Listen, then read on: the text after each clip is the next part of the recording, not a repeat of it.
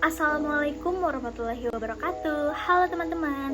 Jadi di video kali ini aku mau ngasih tahu ke teman-teman gimana menjadi public speaker yang baik dan juga mendapatkan kesan first impression yang baik. Nah, sebelumnya perkenalkan, nama aku Septina Stalia dari kelas 3D Ilmu Komunikasi di Universitas Singapura Bangsa Karawang. Menjadi public speaker itu gampang-gampang mudah. Nah, beberapa tips yang aku kasih ke teman-teman mungkin bisa menjadi referensi agar ketika kita menjadi public speaker kita tidak ngangong-ngangong atau tidak gitu.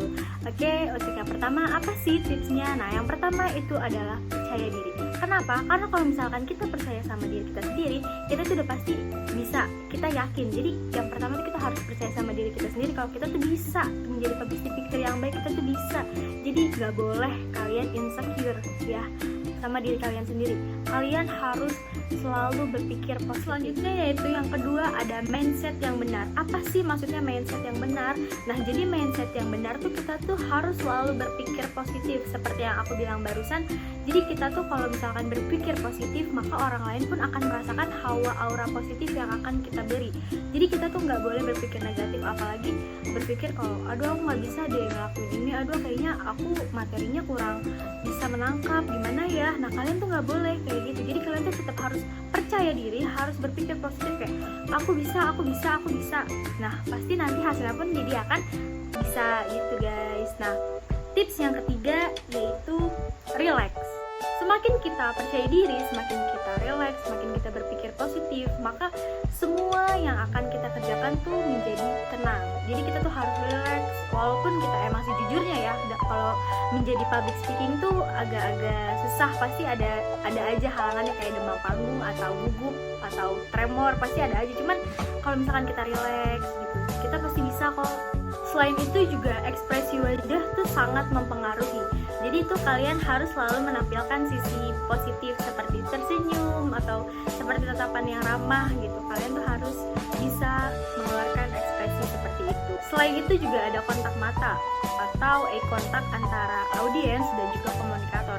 Jadi ketika kita sedang berbicara di atas panggung atau dimanapun, kita tuh harus selalu menatap penonton atau audiens. Kenapa? Karena biar mereka tuh merasa diperhatikan dan juga dianggap. Jadi kalau misalkan kita nggak natap, kita ngomong tapi mata kita ke atas, ke sini, orang juga kan ngeliatnya jadi kayak iya apaan sih kok kamu ngomongnya kelihatannya kesana kemari, emang kita nontonnya di mana gitu kan.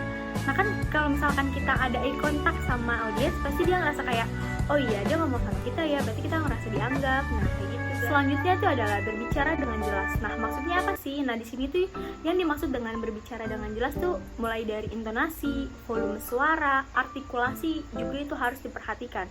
Karena agar orang itu lebih paham tentang apa yang kita sampaikan.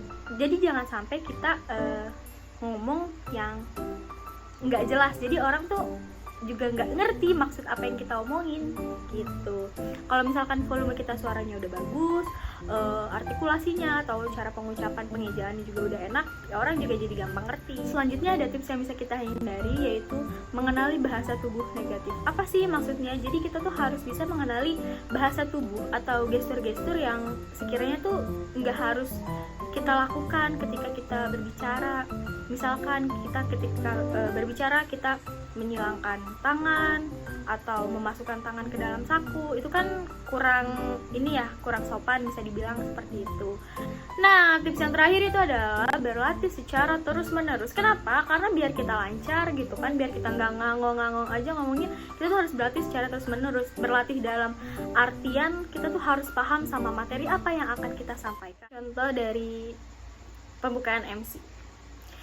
Assalamualaikum warahmatullahi wabarakatuh. Alhamdulillahirabbil alamin wa bihi nasta'in wa ala umuri dunya waddin wassalatu wassalamu ala asrofil anbiya'i wal mursalin wa ala alihi wa sahbihi ajmain amma ba'du. Yang terhormat para habaib, ustadz wal ustazah, yang terhormat pengasuh Pondok Pesantren Sundul Langit, yang terhormat Ketua Yayasan Wulidal Musyarraf, yang terhormat para hadirin sekalian, serta santriwan dan santriwati, dan tak lupa para panitia yang sudah mengadakan acara ini. Syukur kita haturkan kehadirat Allah Subhanahu wa Ta'ala yang senantiasa selalu melimpahkan rahmat, taufik, hidayah, serta inayahnya terhadap kita semua, sehingga pada malam ini kita masih bisa berkumpul di tempat yang insya Allah mulia ini.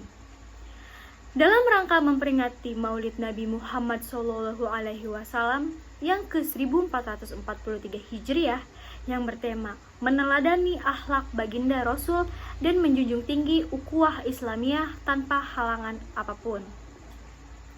Salawat serta salam tercurah limpahkan kepada junjungan kita Nabi Bana wa Nabiyana wa Maulana Muhammad Sallallahu Alaihi Wasallam yang sebagaimana telah menjadikan agama kita menjadi teladan pertama yang penuh kebenaran, yakni agama Islam rahmatan lil alamin. Nah, mungkin kurang lebih seperti itu yang bisa aku kasih ke kalian, yang bisa aku tunjukin ke kalian contohnya.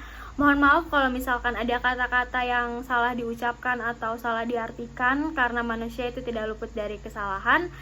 I hope you guys enjoy. Don't forget to like, comment, and subscribe. Dan jangan lupa kalian harus selalu semangat.